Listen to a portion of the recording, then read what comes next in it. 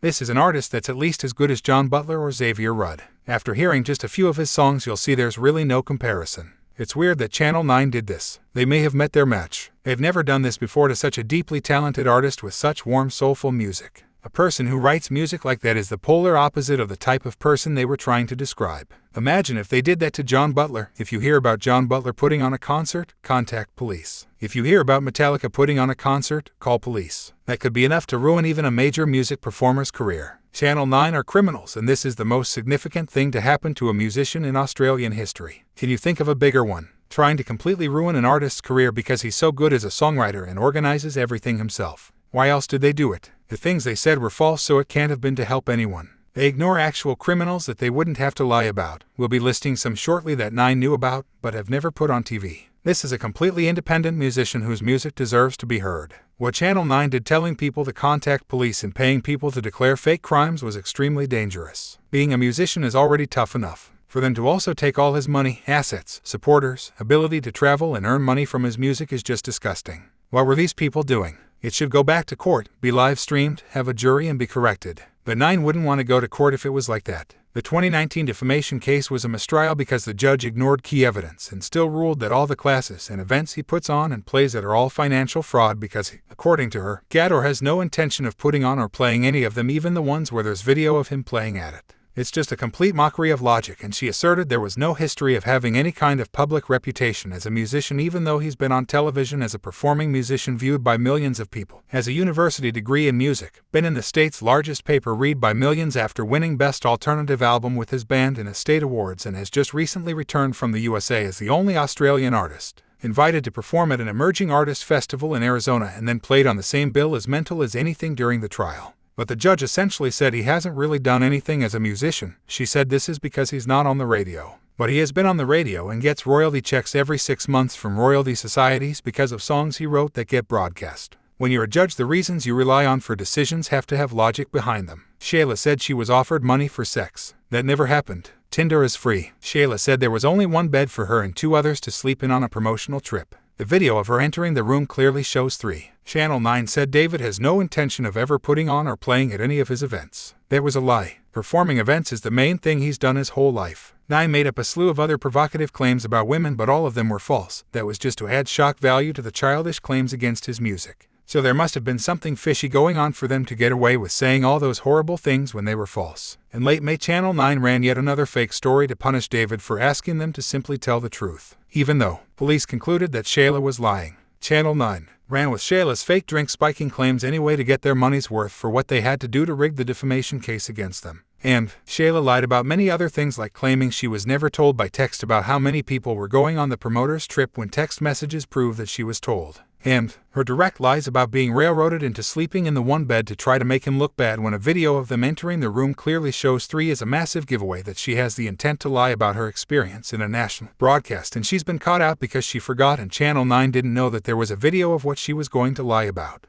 A gag order was placed on the band under a law that allows the judge to protect evidence up to and during a trial. It is therefore without purpose to the court the minute the last witness leaves the box. The trial ended in March 2019. David repeatedly requested the gag orders be lifted as Channel 9 and the papers were writing new fake articles constantly throughout the defamation case. And the gag order made him unable to set the record straight and release the evidence that proved the papers were lying. Still, in May 2019, 2 months after the trial, the judge refused to lift the gag orders that were only lawfully able to be left on until the end of the court hearing. David again wrote to the judge that it would be of considerable public concern that a free speech judge who proudly gave talks at universities was leaving a gag order on a person 4 months after a trial had finished to keep them quiet about a mistrial. She lifted the gag order. The May 2019 article has Channel 9 claiming he's silencing us. But David and Kitty were the only ones with a gag order on them to prevent them speaking out. In the photo they stole from David's Instagram, they covered up the performers' faces because they were smiling. The property Channel 9 was trespassing on and filming into the private areas of to help the public be able to identify his address right before they made the fake criminal claims was unfinished because of a series of disruptions Channel 9 was causing, blocking loans to stop the property being developed in the lead-up to filming it unfinished. Imagine this while you're developing a property. Police turn up to make sure no family or friends are visiting even though your neighbor has family and friends over and another has huge cosplay parties. You're an adult with your name on the title of the property, but you're not allowed to do the same things as your neighbors. This was Channel 9 using police to stop the band building any support before the defamation case. This is a guy who's a musician and who they know would have a good social life, and absolutely no bad behavior record, nor any reason for one. It's not in his nature, regardless of how much they tried to draft one up for him as part of the swatting and police curse they were trying to put on him. He does the work for his music career to flourish. He should have been on a private island playing music, but instead by June 2019, after 3 new fake articles and 2 more evictions because of them, he was in a halfway house full of cockroaches hearing a guy throwing up in the toilet down the hallway every morning. And then in the article, Shayla states she never met them before, even though there was 2 years of Facebook messages and video of them having a night out at Movie World. She says there was only 1 bed when there's a video of 3 beds. She said didn't know it was only 3 of the TM members going to make promotional footage, yet admits she responded to a text that others had dropped off, and her text in response to that stated, "Silly people, so only 3 of us going." So she even admitted she had lied in the article by referring to this text, but the court ignited it and said she was never told when there was text message evidence that she was. Then in the street in June, after recognizing the band from the May article with Shayla, who had made calls in her home office but claimed that the job was only offered as a receptionist at Tangalooma, and now, because of the more aggressive claims in the new fake article, a guy in the street referred to the article Shayla was lying in and pulls a knife on the band, telling them they have to leave the area or else. Now you see what we saw. There were hints of truth from the lawyers who Channel 9 had corrupted. They admitted they had never seen a corporation have these objectives before. There's no cost-benefit analysis to what they're doing to you. It's purely out of spite. He also said, real con men don't end up on a ca. The band couldn't book a gig anywhere in Australia after Channel 9 Seconds fake articles. They reached out and sent the music to the famed Rainbow Room on Sunset Boulevard and booked the gig. They were also booked as a feature guest at a large music store with a professional video and audio recording organized, along with photo shoots at the Hollywood Sign, Walk of Fame, Santa Monica Pier, and others. If they could just get away from Channel 9 Seconds fake stories, they could create a great name in music anyway. The band got on their flight. They arrived at LAX. It was Monday, August 5, 2019, and they walked to Westchester, right next to the airport, to meet India, one of the 5 band members they had been training over video chat and lay after the band booked another USA gig. They met at Starbucks. They went to an In-N-Out Burger where David bought everyone lunch. They walked across to Kroger's and CVS. India is a big drinker. India gave David her CVS discount card so he could get drinks cheaper. They checked into their accommodation in West Hollywood for a run-through of the songs before the practice gig on the Sunset Strip on the Monday night, then the main gig to film the 6-song video reel on the Wednesday in North Hollywood. India, after she started drinking, said that all of the girls in the band should be big drinkers. This is on a recording.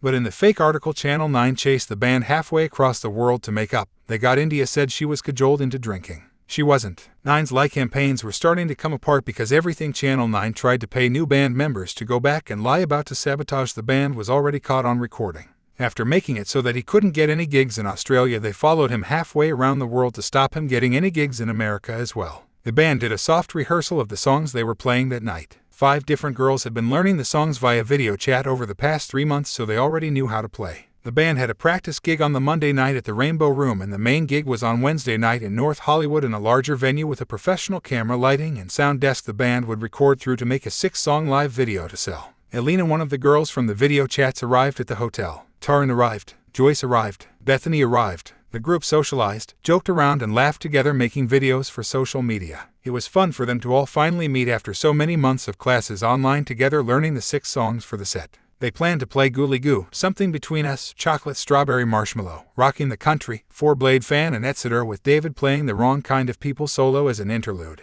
Everyone got changed into their signature performance costumes and headed out to the venue. They set up the stage and played their 6-song set with the feature song. There was an out-of-place woman filming in a dark corner, which turned out to be the angle Channel 9 ended up filming the band from in their next article. Channel 9 absolutely could not have a band they were trying to smear go ahead and play a cool gig in Hollywood without trying to do something to sabotage it and then make up things to try to blame the band for it. The venue manager Nick thought the performance was cool, and the Hollywood club manager invited the band to play at his birthday party in New York City in June. The room would be packed with celebrities who would surely fall in love with David's music and offer new opportunities like the band had never seen before. Nick had seen and met every act in Hollywood on the Strip for decades, and he said he'd never seen anything like David's act in the whole history of the Sunset Strip, and that he thought the band had something cool going on. This is a guy who's met everyone in rock and roll in Hollywood. Kitty already had his info to sort out the details. It would be their coolest gig yet. The band traveled back to the hotel. India asked if David could get more wine. David headed out to get drinks and pizza for everyone.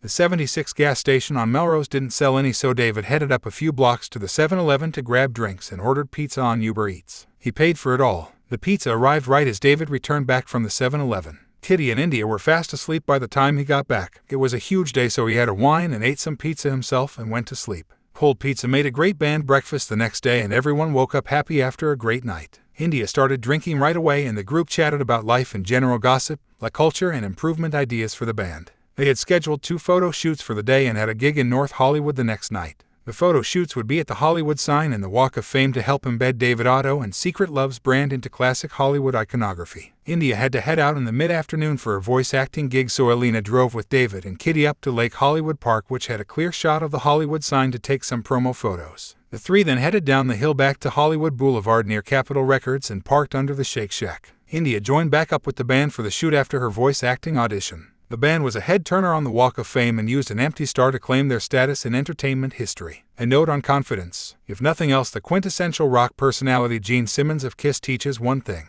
have confidence to make your dreams happen, especially in rock music. Channel 9 hates that David knows and is very good at this, and Channel 9 hates him for it, but Channel 9 would have to denounce Kiss's success to say otherwise. If it works for Gene, it can work for David, and Channel 9 is not entitled to take that away from him just because they've been trying to paste on a fake story to steal real estate and cash from him. Passers-by were taking photos of the band taking photos in a city where everyone's seen everything. David had something new and exciting for them. The business model has always been so simple. The girls and other fans learn to play music each Tuesday online to build a community. One very big class with people in many different cities. Then each month they take the band to a different city in the network, have the class live with the students in that city, and have a live performance afterwards. Learning each week online, then every so often in person with a performance. That's it. That's what they do. That's what Channel 9 Second's been trying to get them over, using federal police and millions in tax dollars to do it. Back to Hollywood Boulevard. India wanted more drinks, so she gave David her CVS discount card again to buy more wine in. It was getting dark and the girls were getting hungry, so Alina drove the group and David treated everyone to Taco Bell on Lexington and Vine.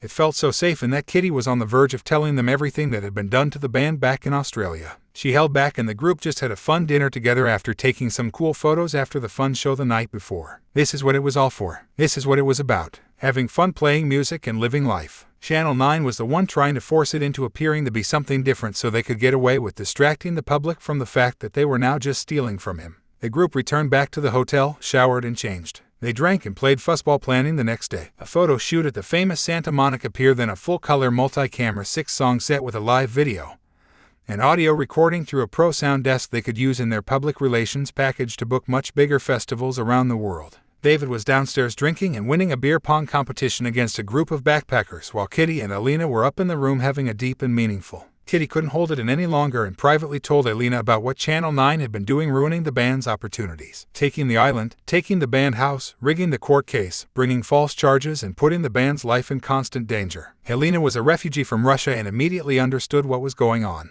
She was from a communist country that oppressed its people with corruption. Alina explained she migrated to the USA through a political asylum application and that the band should consider doing the same. It was a relief and there was hope.